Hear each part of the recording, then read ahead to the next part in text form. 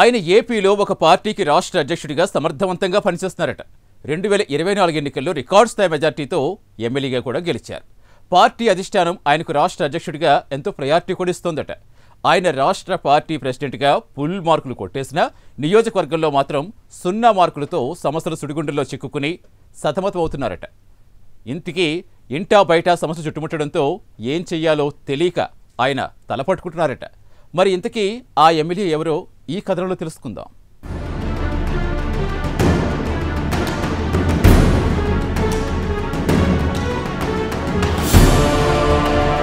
గాజువాక నుంచి 95,000 మెజారిటీ సాధించి రికార్డు సృష్టించిన రాష్ట్ర టీడీపీ అధ్యక్షుడు గాజువాక ఎమ్మెల్యే పల్లా శ్రీనివాసరావు అందరి చేత శభాష్ అనిపించుకున్నారు.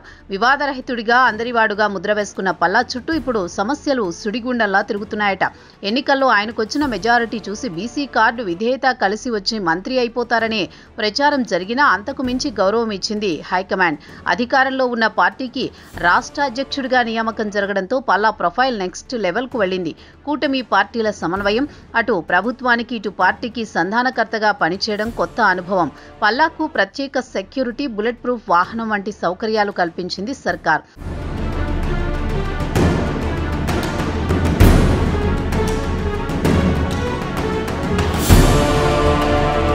అయితే ఇప్పుడు పూల కిరీటం వంటి ప్రెసిడెంట్ పోస్టులో ఉన్న శ్రీనివాస్కు ప్రాక్టికల్గా అగ్ని పరీక్షలు ఎదుర్కోవడం ఛాలెంజ్గా మారింది. అది కూడా సొంత జిల్లా నుంచి కావడంతో రచ్చ గెలిచినంత ఈజీగా ఇంట గెలవలేకపోతున్నారనే చర్చ జరుగుతోంది. ఎప్పుడూ ప్రశాంతంగా సౌమ్యంగా ఉండే పల్లా ఇటీవల కాలంలో కొత్త పదవితో పాటు గాజువాక ఎమ్మెల్యేగా వచ్చిన సమస్యలే ఎక్కువ ఇబ్బందులు పెడుతున్నాయట.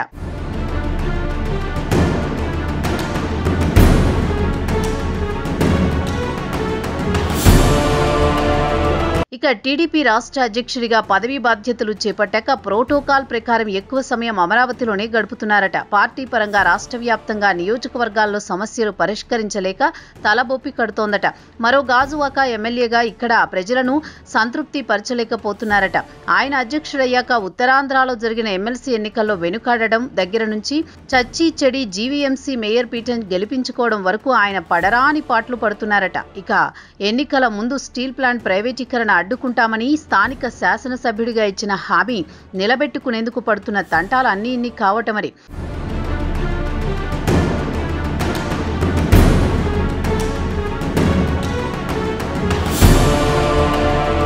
పల్లా ప్రెసిడెంట్ అయ్యి దాదాపు ఏడాదిన్నర కాలమైంది. ఈ సమయంలో ఉత్తరాంధ్రలో అనేక రాజకీయ పరిణామాలు, ఉత్కంఠభరిత ఎన్నికలు జరిగాయి. కొద్ది నెలల క్రితం ఉమ్మడి విశాఖ జిల్లా స్థానిక సంస్థల ఎమ్మెల్సీ స్థానం కోసం ఉప ఎన్నిక జరిగింది. YCP MLC Vamsikrishna Yadav party వీడడంతో ఖాళీ అయిన ఈ సీటును దక్కించుకోవడానికి వైసీపీ, కూటమి పార్టీలు పోటీ పడ్డాయి. 850కి పైగా ఓటర్లుండగా వైసీపీకి సంపూర్ణ మెజారిటీ ఉన్నప్పటికీ కూటమి ట్రయల్ వేసింది. ఈ ఎత్తుకు పై ఎత్తుగా ఉత్తరాంధ్ర కాపు నేత బొత్స సత్యనారాయణ పేరు ప్రకటించింది వైసీపీ. దీంతో అభ్యర్థిత్వం ప్రకటించడం, ఎలక్షన్ నిర్వహణపై విస్తృతమైన కసరత్తు చేసిన పల్లా టీం ఫ్యాన్ పార్టీ డెసిషన్తో డైలమాలో పడింది. పోటీ అంటూ జరిగితే ఓటమి తప్పదని వెళ్లిన ఫీడ్బ్యాక్ ఆధారంగా ఆఖరి నిమిషంలో పోటీ నుంచి వైదొలుగుతున్నట్టు కూటమి ప్రకటించింది. దీంతో హై డ్రామా తప్పదని భావించిన చోట బొత్స ఎన్నిక ఏకగ్రీవమైంది. ఈ విధంగా ఎలక్షన్ టర్న్ చేసుకోవడం బొత్స రాజకీయ చిత్రతకు నిదర్శనమనే ప్రచారం విస్తృతంగా జరిగింది. అలాగే సంఖ్యాబలం లేకుండా రాష్ట్ర అధ్యక్షుడి సొంత జిల్లాలో కూటమి ప్రయత్నాలు అభ్యర్థిని నిలబెట్టలేకపోవడం వంటివి పల్లాకు కొంత మైనస్ గానే చెప్పాలి. అధ్యక్షుడి హోదాలో వ్యూహాలు అమలు చేసి లోకల్ బాడీ ఉప ఎన్నికల్లో బొత్సాను ఛాలెంజ్ చేసి ఉంటే పల్లా ప్రతిష్ట మరింత పెరిగి ఉండేదని పార్టీలో చర్చ జరిగింది. ఇప్పుడు బొత్స ఎమ్మెల్సీగా గెలిచి కూటమి ప్రభుత్వానికి ఏకుకు మేకై కూర్చున్నారట.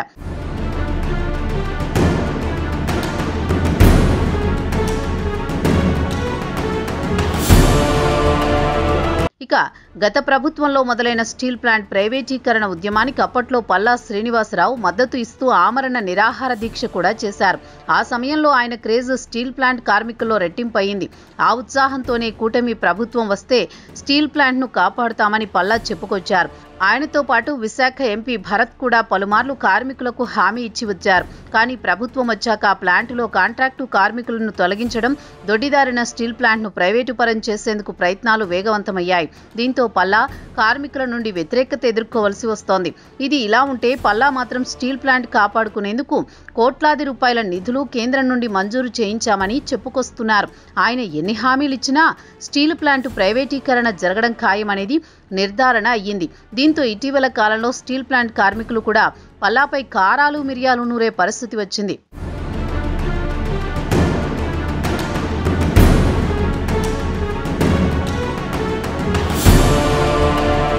పల్లా కష్టాలు ఇక్కడితో ఆగలేదు. ఇటీవల కాలంలో అంబుజా సిమెంట్ ఫ్యాక్టరీ ఏర్పాటు సమయంలో ఆయన కష్టాలు రెట్టింపయ్యాయి. అందరూ వ్యతిరేకించిన ఆదానికి చెందిన అంబుజా సిమెంట్ ఫ్యాక్టరీని పెదగంట్యాడలో ఏర్పాటు చేసేందుకు ప్రభుత్వం నిర్ణయించింది. దీనికి పల్లా శ్రీనివాసరావు వ్యతిరేకత చెప్పలేని పరిస్థితి. దీంతో ప్రభుత్వ నిర్ణయాలకు సిమెంట్ ఫ్యాక్టరీ ఏర్పాటవుతుందని, దీనివల్ల ఎంతో మందికి ఉద్యోగాలు వస్తాయని పల్లా చెప్పుకొచ్చారు. కానీ చాలా రోజులుగా ఈ సిమెంట్ ఫ్యాక్టరీ వల్ల కాలుష్యం పెరిగిపోతోందని ఆవేదన వ్యక్తం చేస్తున్నారు. ఇప్పటికే గంగవరం పోర్టు కారణంగా చాలా మంది కాలుష్యం బారిన పడి మృత్యువాత పడ్డారని, అంబుజా సిమెంట్ ఫ్యాక్టరీ కూడా వస్తే మరింత మంది అనారోగ్యం బారిన పడతారని ఆయా బాధిత గ్రామాల ప్రజలు రోడ్డెక్కి ఉద్యమాలు చేస్తున్నారు.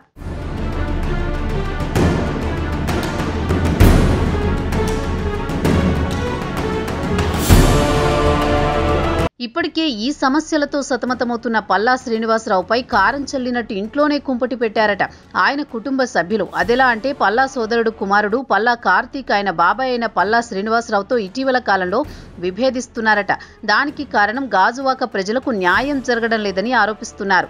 అంతేకాక తన బాబాయ్ గెలవడానికి తాను తన తండ్రి ఎన్నో హామీలిచ్చి బాబాయ్ని గెలిపించామని, కానీ బాబాయ్ కనీసం గాజువాక నియోజకవర్గం వైపు కన్నెత్తి చూడడం లేదని కార్తీక్ ఆవేదన చెందుతున్నారు. ఈ నేపథ్యంలో పుట్టుకొచ్చిన అంబుజా సిమెంట్ ఫ్యాక్టరీ ఏర్పాటు వ్యతిరేక ఉద్యమానికి పల్లా కార్తీకే నాయకత్వం వహించడం పల్లా శ్రీనివాసరావు జీర్ణించుకోలేని అంశం.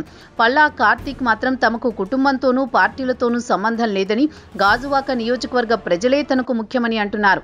అలాగే అంబుజా ఫ్యాక్టరీ రావడం వల్ల గాజువాక కాలుష్యమయమైపోతుందని ప్రకటించారు. వారం రోజుల పాటు వ్యతిరేకంగా పెద్ద ఎత్తున ఉద్యమాలు చేశారు. అటు పోలీసులు ఇటు అధికారులు పల్లా కార్తీక్ పై ఎటువంటి చర్యలు తీసుకోలేని పరిస్థితి ఏర్పడింది. సాక్షాత్తు పల్లా అన్న కొడుకు కార్తీక్ కావడం, ప్రజల తరపున పోరాటం చేస్తుండటంతో ఎవరూ ఏమీ చేయలేని పరిస్థితి ఏర్పడింది. మొత్తానికి అంబుజా సిమెంట్ ఫ్యాక్టరీ ఏర్పాటు చేయడానికి ఒక ఎమ్మెల్యేగా పల్లాకు ముందుకు సాగితే, ఆయన కుటుంబ సభ్యుడిగా కార్తీక్ ప్రజల తరపున పోరాటం చేయడంతో ప్రజల్లో కార్తీక్ క్రేజ్ మరింత పెరిగిందనే చెప్పాలి.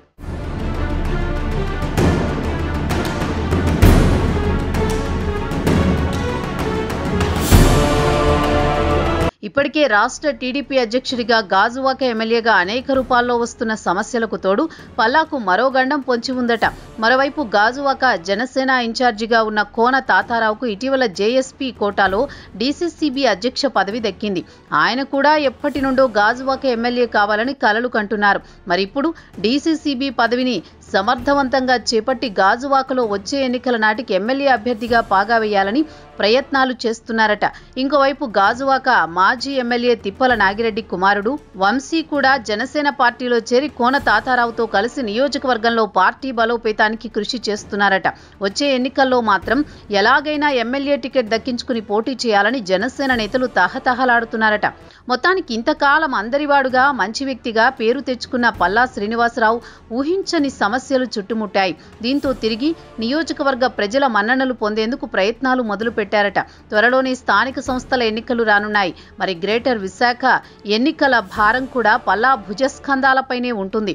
ఈలోపు పల్లా ఎటువంటి వ్యూహాలకు పదును పెడతారో వేచి చూడాలి.